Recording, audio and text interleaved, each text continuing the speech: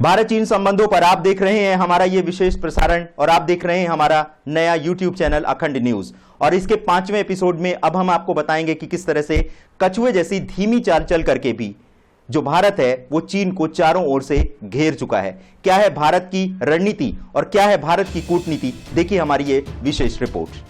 चीन की विदेश नीति विस्तारवादी रही है और उसने 20वीं सदी से 21वीं सदी तक अपने भूभाग को बढ़ाने के लिए अंतर्राष्ट्रीय नियमों की धज्जियां उड़ा दी हैं।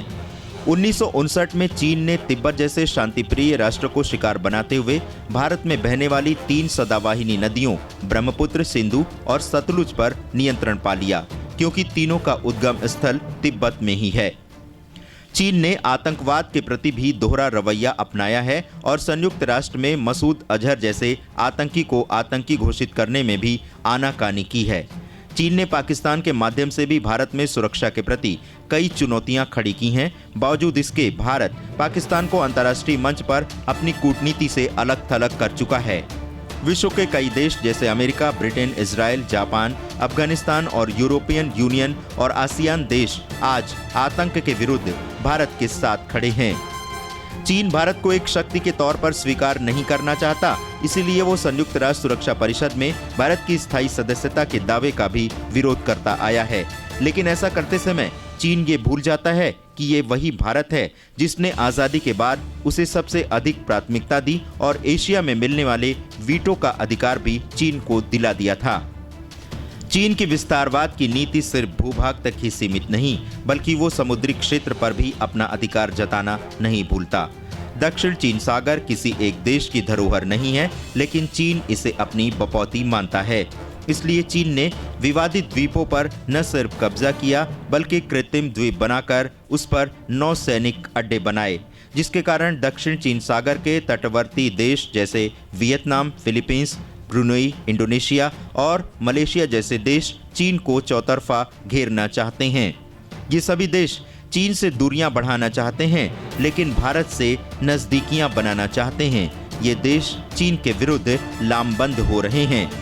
अमेरिका ने भी दक्षिणी चीन सागर में चीन को चुनौती देते हुए 3 जुलाई 2017 को चीन के कृत्रिम द्वीपों से महज 22 किलोमीटर की दूरी से अपने शक्ति प्रदर्शन करते हुए स्टेथम को गुजारा था। इससे पहले 24 मई को अमेरिकी नौसेना युद्धपोत डेवे मिस्चीफ रीफ से 12 नॉटिकल मील से गुजरा था। दक्षिण चीन सागर के तटीय देशों के अलावा अमेरिका, ऑस्ट्रेलिया, जापान, भारत आदि से भी दक्षिण चीन के मसले पर चीन से मतभेद हैं।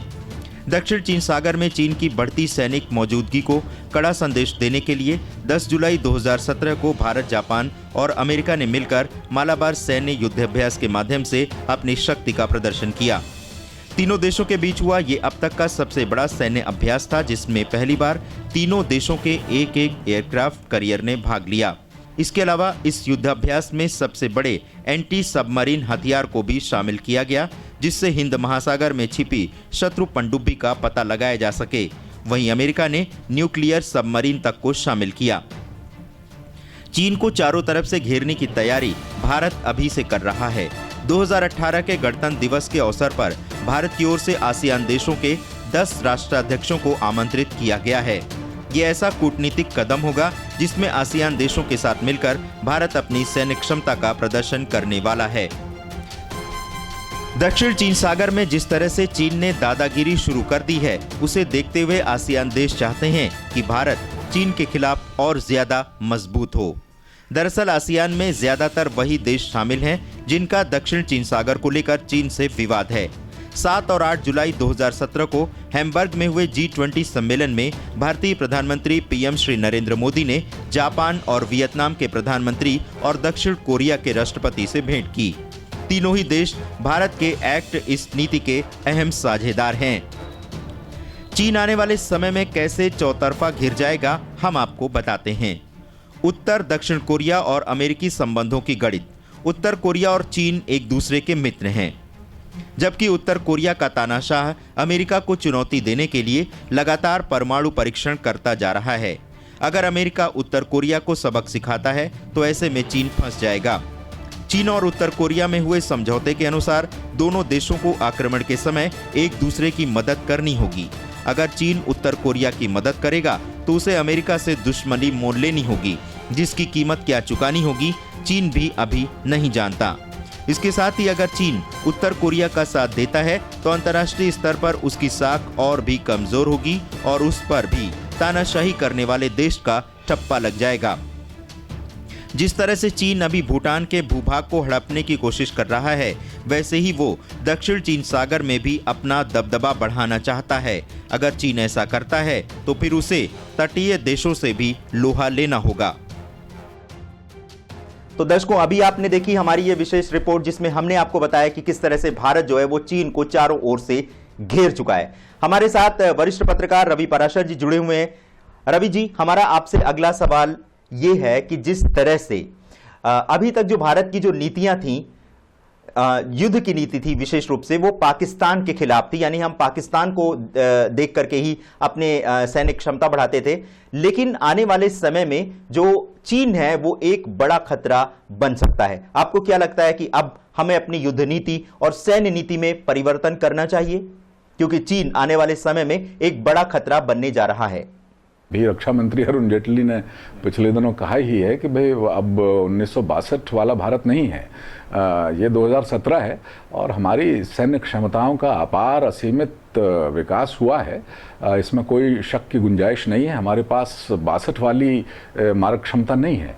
तो पहली बात तो सबसे बड़ी बात यह है कि युद्ध होने की कोई आशंका मुझे नहीं नज़र आती है, और अगर युद्ध हुआ तो वह बहुत संहारक साबित होगा, और न केवल भारत और चीन के लिए बल्कि पूरे दक्षिण एशिया के लिए, और कहें कि सेंट्रल एशिया के लिए, और बहुत पूरी दुनिया के लिए।